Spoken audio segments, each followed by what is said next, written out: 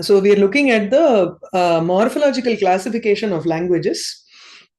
So morphological classification looks at how the words are formed, how the sounds come together, and how the Shabda Nishpatti Prakaraha. So mainly how they are connected with each other and how the words are formed. The first is, so there are three types in Pato. One is isolating, this next is agglutinating, the third is inflectional. So he's going to go into detail about each one of those languages.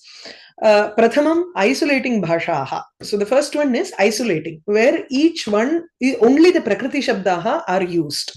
So atra prakriti shabdaha tathaiva avikritaha vartante. The root words, pratipadikam, take for example the pratipadikam that we have in Sanskrit, right? So when we say bhu is used in the same manner in bhavati, whether it is bhavataha or abhavat, whatever it may be.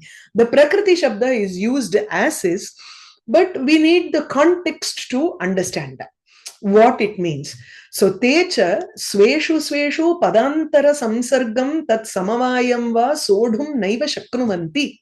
It is not possible for them to, they don't tolerate the samsarga, that is, they don't tolerate the connection with another word, nor do they tolerate a samavaya. Samsarga and samavaya are two different things. Samsarga is something that which can be separated. இப்போ படி படிகள் அப்படின்னு தமிழ்ல நமக்கு இருக்கு. Padi is the original root for step. So padigal, when we say steps, I can separate the S and the step, and it's only a glue type of thing. That is called samsarga, simple connection with another word. So te sveshu padantara samsargam sodhum naiva shaknuvanti. They cannot tolerate just a connection with another word with themselves, in themselves. Nor can they tolerate samavaya. Samavayangardu what maruvardu sonnom illaya, how parinamaha bhavati. Prakritehe pratyaya samsargena tatra yaha parinamaha jayate tadanantaram samaveta, that is samavaya here means illa idu vechukongo vigraha vakyam nu vechukongo. Oru bahubrihila, when you take pitam ambaram yasya saha pitambaraha, it becomes a totally different new word indicating some other different thing. So there is a samavaya where you cannot separate it and in its components at all. So that also is not possible in such isolating languages. Tathacha atra antaraha bahyaha va parinamaha na vartate. Neither is there an internal transformation, antaraha parinamaha, nor is there a bahyaha parinamaha. So internal transformation is like the vyutpatti. When we say something like ஏதாவது ஒரு வார்த்தை உமா அப்படிங்கிறோம், இல்ல உமாங்கிற சங்கரஹா, ஷம் கரோதி இதி சங்கரஹா, that is an internal transformation. When I say somaskandha, umaya saha vartate, umaya saha skandena cha saha yaha vartate saha somaskandaha. So that becomes an outward bahyaha parinamaha. It is not within one word, but there are 2-3 words combining into another word. So it is a bahya parinamaha. Evam, that is also not present in, so we are always looking at it from Sanskritam because it is easier to understand the isolating languages in its negation, what all it is not. அப்படிங்கிறத பார்த்துன்னு வரோம். So vakyecha prakritihi prakritim anuyati. In such languages, in a sentence, there is a root word which follows a root word. That's all. Prakritihi prakritim anuyati. A root follows a root. So yadi ar prakritehe sanketaha. So let's take r as a root. Okay. So prakritehe sanketaha. M becomes the morphological transformation. So antara parinamasya. A becomes the affix. Upasarga agama adeshadinam. Tarhi isolating bhashayam anugata vakya sanketastu am vina. That is, there is no morphological transformation, nor is there an upasarga, agama, adesha, etc.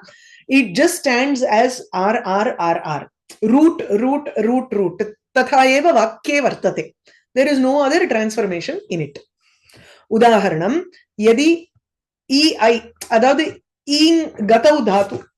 ஒரு நிமிஷம்.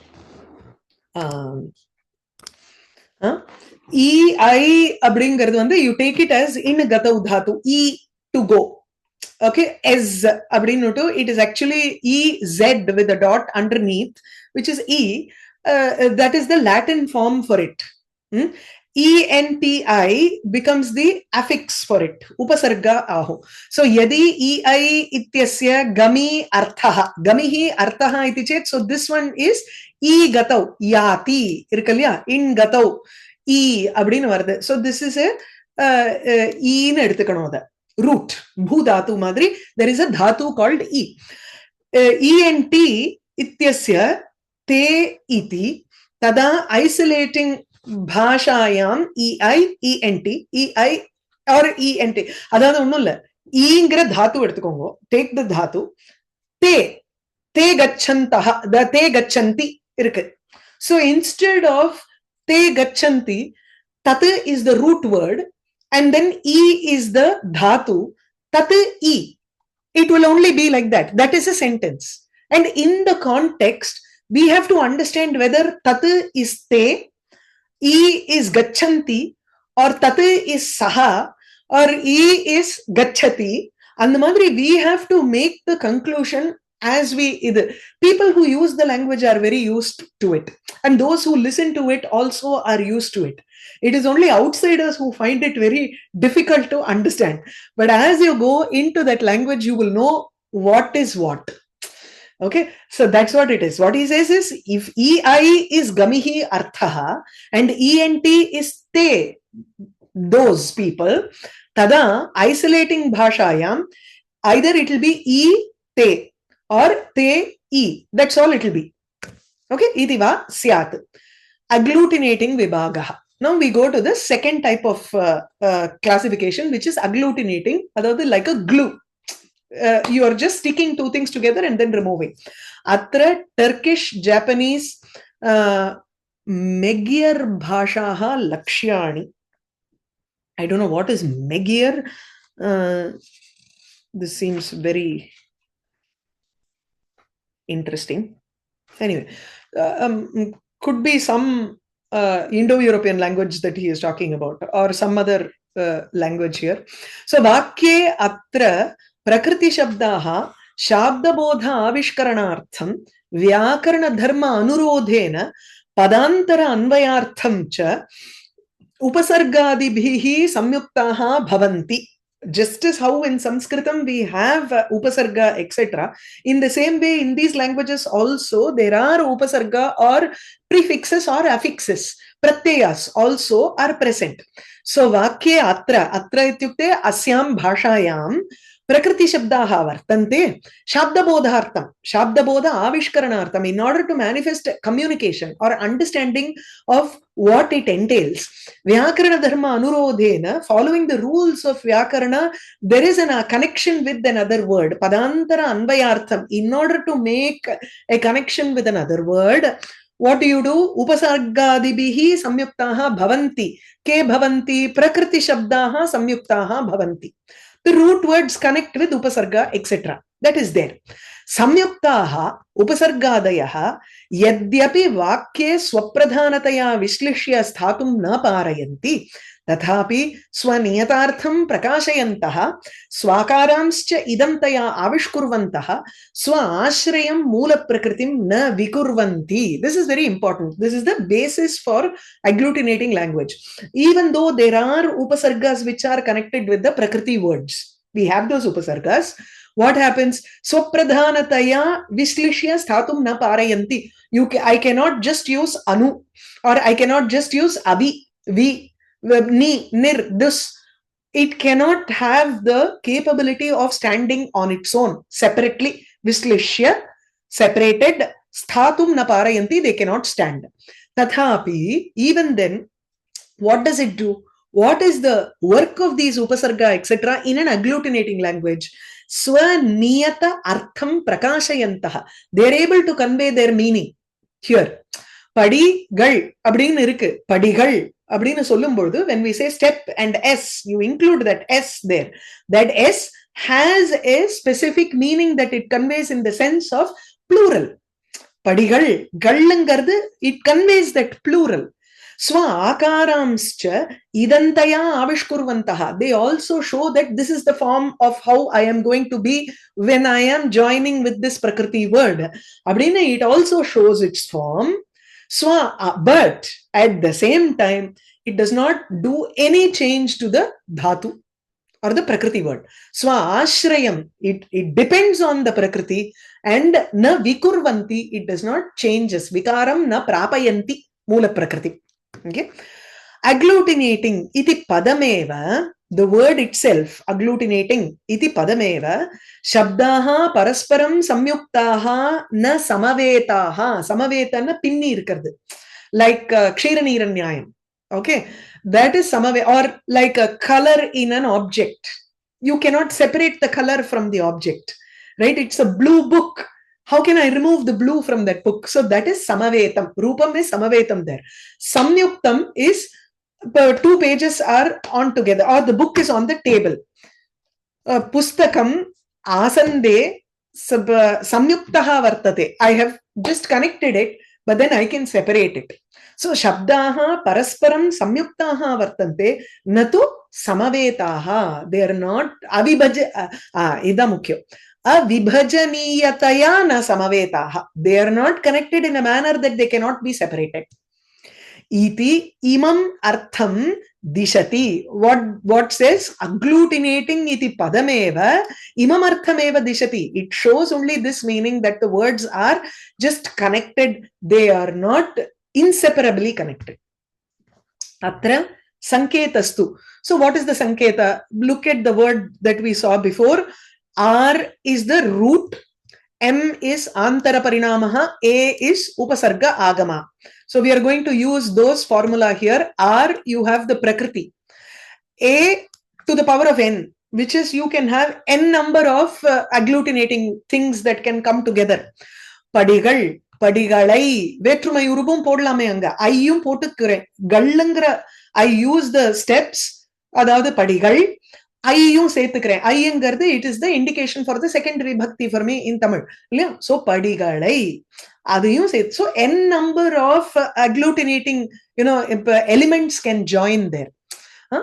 It can either be in front or it can be behind the Prakriti. So R, A to the power of N, or A to the power of N and R. R is your root. Itiva bhavitum arhati. Drishtantaha, for example, here he gives this example, either EI, ENT or ENT-EI. This is in Latin. Actually, the original in the English book is this. EZ-ENT or ENT-EZ. That's the original that is there. Okay. This is not per se Latin, but it is something that is coming from an older language, probably, which they have tried to construct. If there could be a root word called EZ and ENT is an augment there, suffix or a prefix, then the EZ will remain the same, ENT will remain the same. You can transpose it anyway, but they are connected to each other. Okay. Asmin sanket, that ENT part will not be there in isolating. Isolating, you will only have that EZ part or the root part. Asmin sankete n iti etat upasargadinam sankhyayaha aniyamam bodhayati iti avagantavyam. We know what is to the power of n angarche. There is no niyama to the number of upasargas that can join. Or upasargadinam, it can either be upasarga or pratyaya, whatever. He uses upasarga mainly because upasarga cannot change its form at all. Whereas pratyaya in Sanskritam, it changes. Tippana irunda kuda, it changes into something else. No, that is why he doesn't use pratyayas here, but he says upasarga. Just to note. Next is amalgamating vibhagaha. This is our Sanskritam here. Atra pratyartha bodhakani padani sweshu sweshu arthantara bodhakana upadesha adesha agamadina swikurvanti. Now, padani, you have root words which are capable of conveying certain meanings. pratyartha bodhakani. It is capable of conveying individual meanings. So when I say bhu, bhu iti bhuta asti iti arthe upayujyate. Gati, gach, gama, gati, ityadi, right? So prekshane, drisha prekshane, to see. So there is a meaning that is conveyed from the word itself. Now what happens? Sveshu sveshu arthantara bodhakana upasarga adesha agamadina svikurvanti. Sveshu, they accept in them other upasarga adesha agama etc., which are capable of conveying something different meaning, very similar to what we saw in agglutinating. But what happens after it accepts?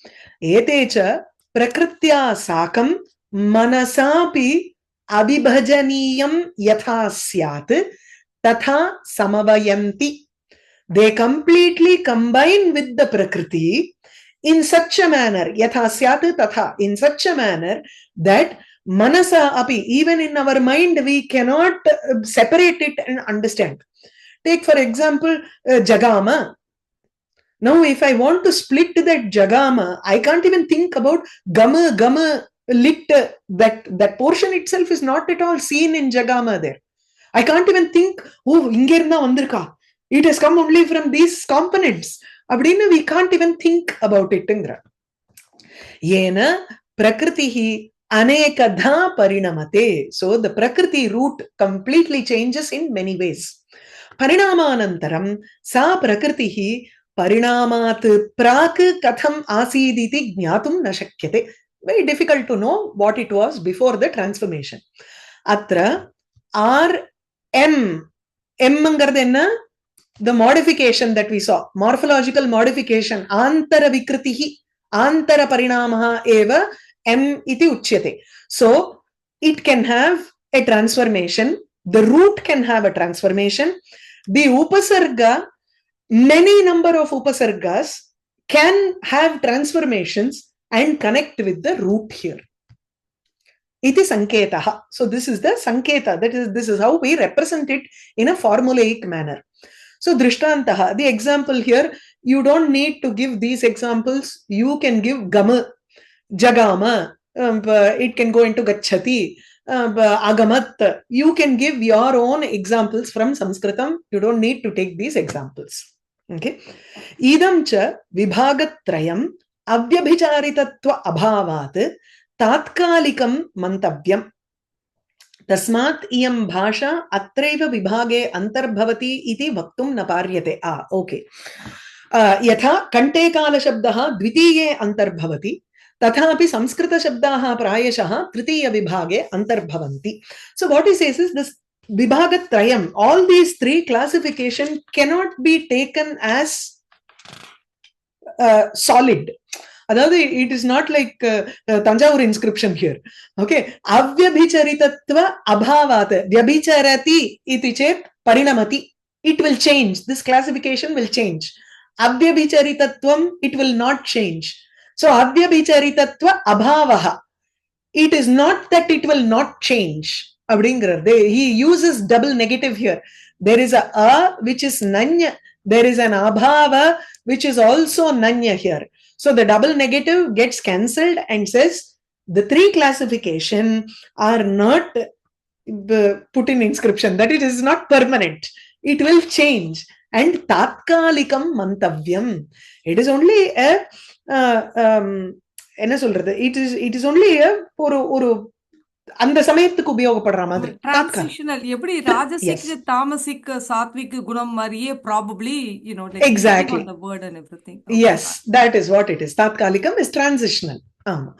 So tasmad iyam bhasha atraiva vibhage antarbhavati iti vaktum na paryate. It is not possible to just put one language in one classification, because in Sanskritam also we find certain words like kanthe kalaha, which is there is no transformation at all. Usually kanthe kalaha yasya saha kantha kalaha iti bhavitavyam, but we don't remove all of that and the root word stays root word itself.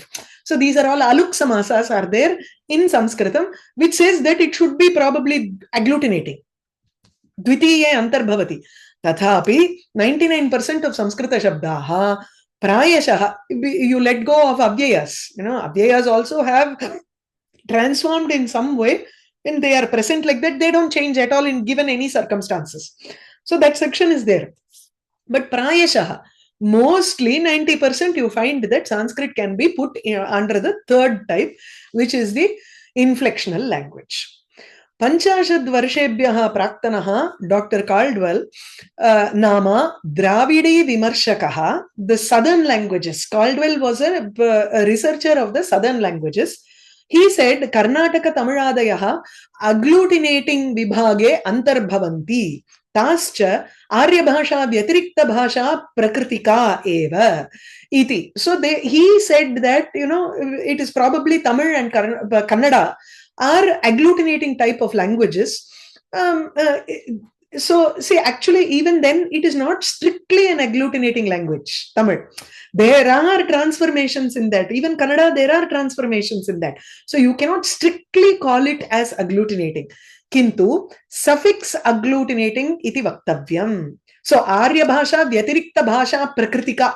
Prakritika, it has a nature which is different from Arya Bhasha, which is different from Sanskrita Bhasha. So that is why Kannada and Tamil are called agglutinating. Even then, you have to classify it as suffix agglutinating only. It is only the suffix part which connects. Tathapi, amalgamating agglutinating, inflectional agglutinating, organic agglutinating, itiva vyapadeshtum shakyate. So you can bring these names also to that, because there are certain places where, there is a transformation which cannot be changed at all. And the Madriyum, there are words in Tamil. That's why he brings about these modern descriptions for it and not classifying it completely as agglutinating. Takkar Mahashayastu evam vibhagam bhashanam manyate.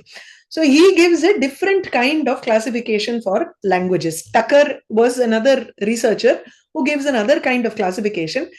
The first variety is essentially polysynthetic, holophrastic, or incorporating tongues, like American Indian, which is Native American. Native American languages are polysynthetic, holophrastic.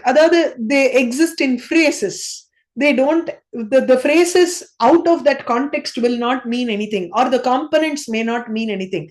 It is just a phrase-oriented language. The number of phrases you learn, that's how it is. And the madri irkalam. So this is one type. The next is inflected tongue, habitually incorporating pronouns. So a lot of the Basque. The Basque is actually a kind of a monumental. I think it is. Basque is an indigenous people who lived in Spain. Sorry. So their language, the Basque country, their language is also it's a region which extends from Spain to France. Or it's not, and it's a language which is spoken in Spain and France. It's a particular language. So it is an inflected tongue, habitually incorporating pronouns. That is, it keeps on taking more pronouns, and it's an inflectional language. Idella vandu taniya his own classification. The next is prefix agglutinating languages, which is Bantu family, which is the African language. So there are more prefix that come in. In Tamil, it is suffix amalgamating, suffix agglutinating. So suffix is when the suffixes are added to the root words. So there are root words where you can have more of prefix. That is the African languages. There is a suffix, there is a root word, and then only suffixes are added to the language. Then it is a suffix agglutinating, which is the Ural Altaic.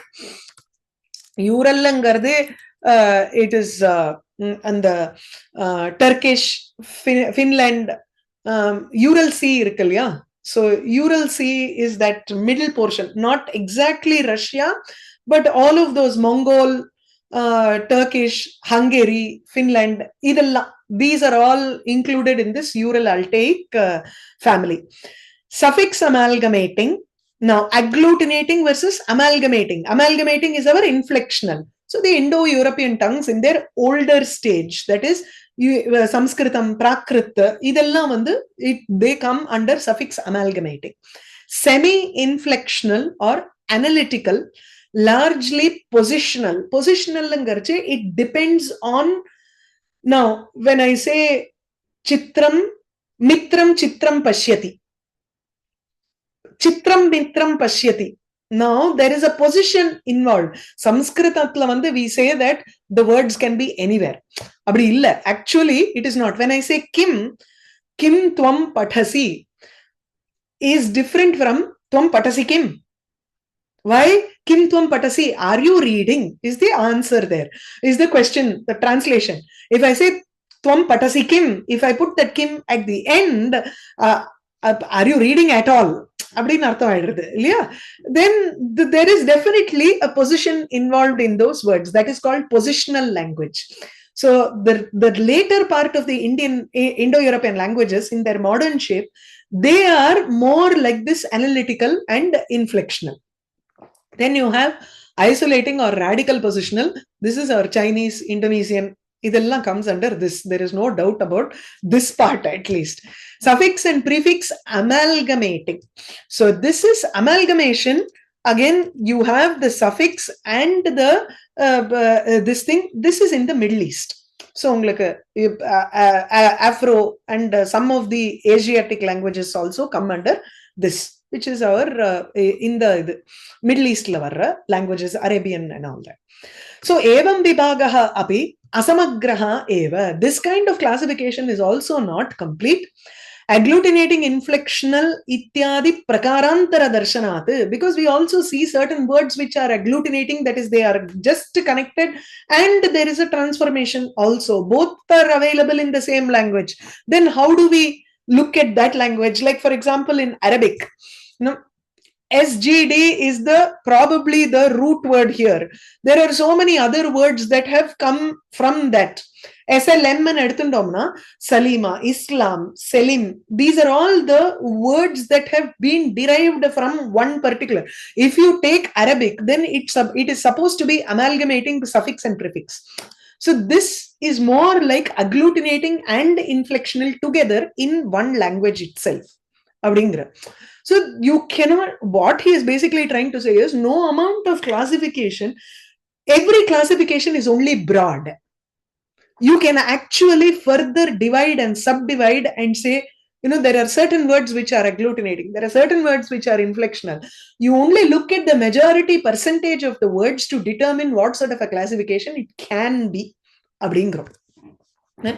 So, atra dhatvamshe vikarasya lopasya va abhave api.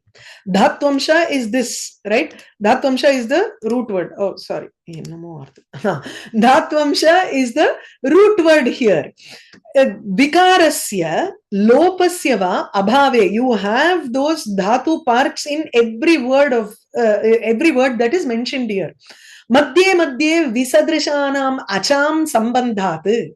Because of the connection with the non-similar vowels that come in between. A, E, A. Idella vardu. A, E. There is a combination of vowels that come in between this SLM to make it into different kinds of words.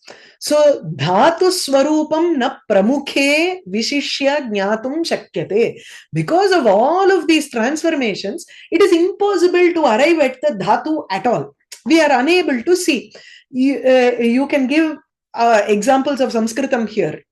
Not at all necessary. Okay. Paryalochanayatu shakyate vijnatum. It is easy to, when you start analyzing the words, when I say ganta, gachati, agamat, jagama, there is a gam which seems to be common in all of these words. Gamita in anal eduthukalam. Yeah.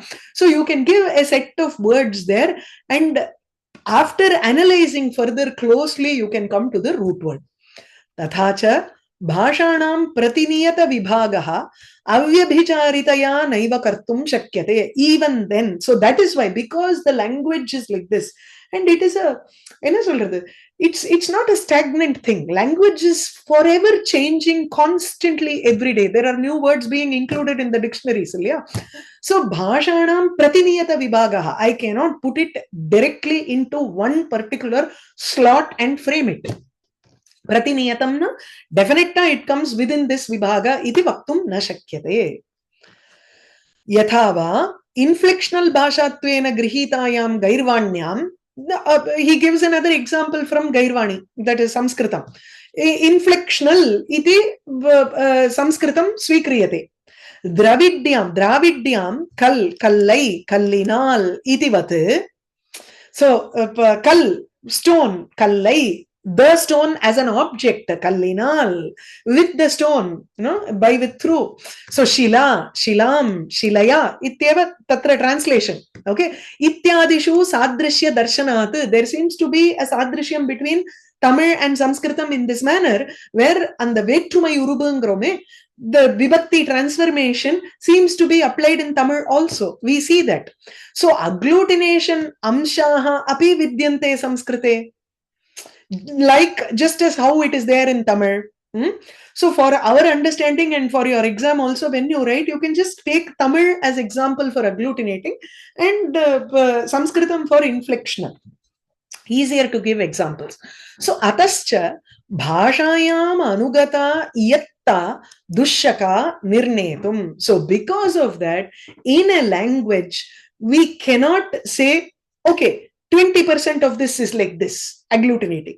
80% is inflectional. Hence, this is that vibhaga becomes irrelevant, because you see both types in agglutinating, both types in inflectional.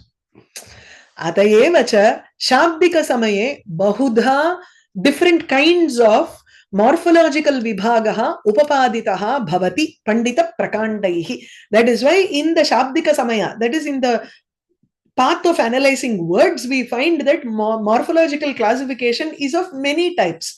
So we started off with isolating, agglutinating, inflectional.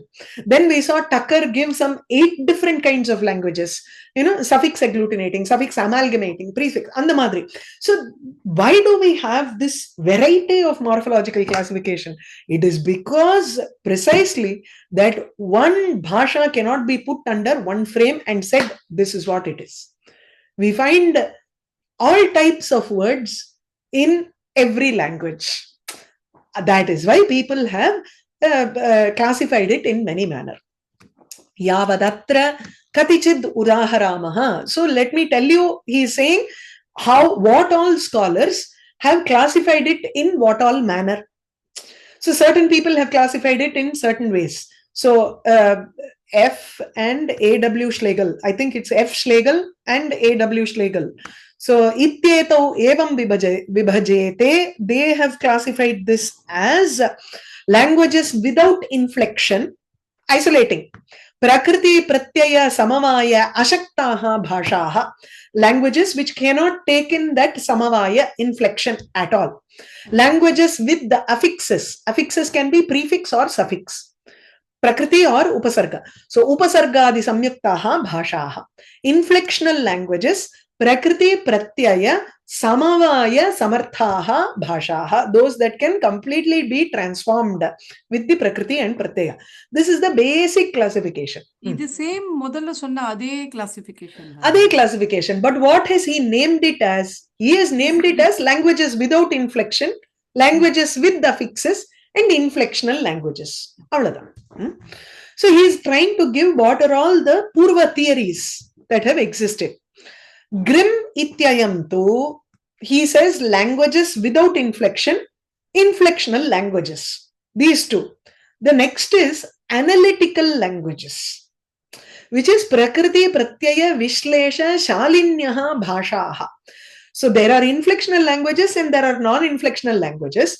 In inflectional languages also, like in Sanskritam, there is an analysis, deep analysis that goes on with what comes together, how do they come together, how they can be separated. That process is given by Panini.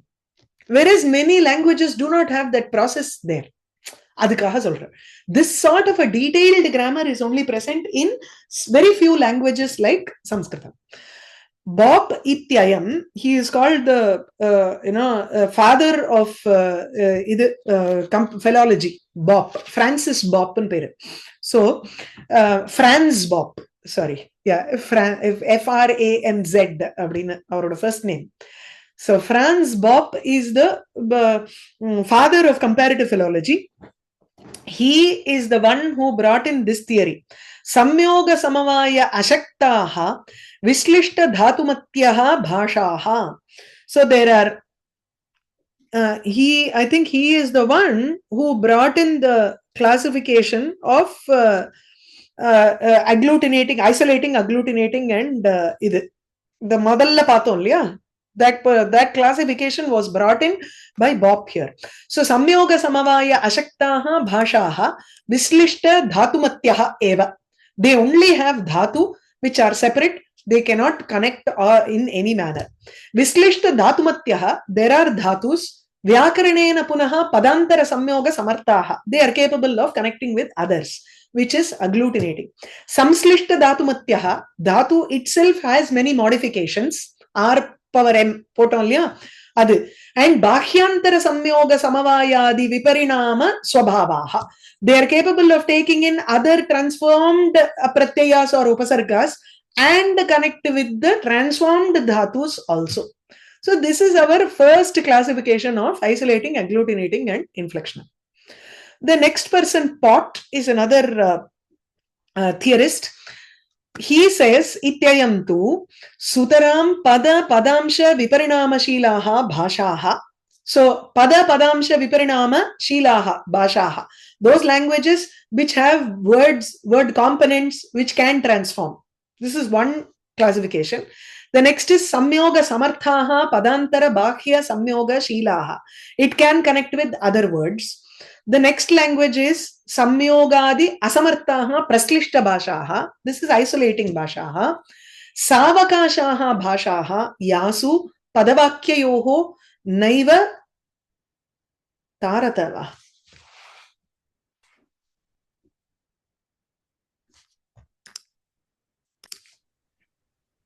So, Savakashaha bhashaha would mean those languages which have an opportunity, Madri. Adavadu, those languages, padavakyayoho naiva some taratamyam madri edavadu irukano. There is no, 1 minute. I think I know what it is. Taratamyam. That is what it is. Yes. Savakashaha bhashaha yasu padavakyayoho naiva taratamyam. There is no big or small with respect to the words and sentences. Okay. I have this page. I found this page. Or nimsha. Adamatram, maybe I will just show that page. And then there is one more classification by Schleicher. That's fine. We will go into that next class. Chariya. Adukulla, I will take that screenshot and then include it. So, yasu bhashasu pada vakyayoho taratamyam na vartate. So, padam can also be a vakyam can also be a padam. So, there is no differences. It allows for many kinds of expression. Appadi irkalam bhashaigal. So we don't know what kind of languages come into this kind of thing classification that he has put in. So only if we know more languages, we will understand this kind of a classification that he has done. I'll probably start from Pott's classification next class. Chariya.